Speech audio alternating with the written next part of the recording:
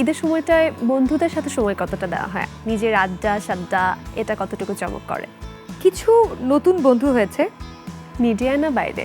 মিডিয়ার কয়েকজন নতুন বন্ধু হয়েছে আমার, যাদের সাথে আড্ডা দিতে খুব অসম্ভব ভালো লাগে।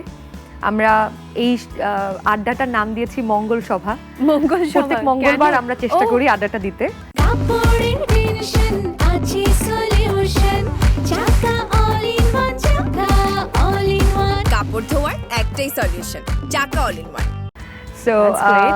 আমাদের মঙ্গল সভার কিছু বন্ধু বান্ধব আছে, তাদের জন্য আমার জীবনটা না রিসেন্টলি আমার মনে হয় এটা আমার জীবনটাকে অনেক কালারফুল করেছে। আগে এটা ছিল না।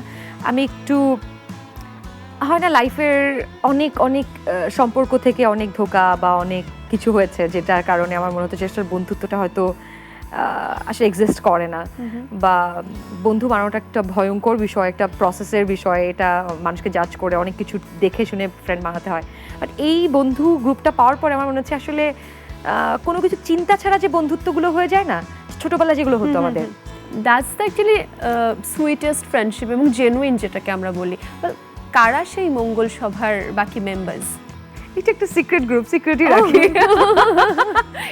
এর মধ্যে আবার সিক্রেসিও আছে। সিক্রেট কেন রাখতে চাচ্ছ?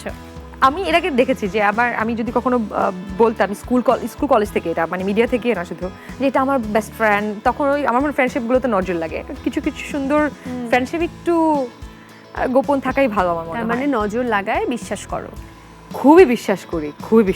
ইয়েস, আই এই ডু বিলিভ। বিশ্বাসটা, এই যে খুবই বিশ্বাস করো, মানে বিশ্বাসটা পাকাপোক্ত হবার রিজন কি? মানে একটা ঘটনা বলো যেটার জন্য তোমার বিশ্বাস পাকাপোক্ত হয়েছে যে না নজরটা লাগে।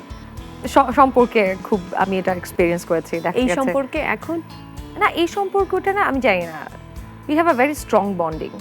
আমার মনে হয় এই বন্ডটাকে নজর খুব একটা ট্রান্সমিট করতে উপকার পারছে করতে না। পারছে না। হ্যাঁ,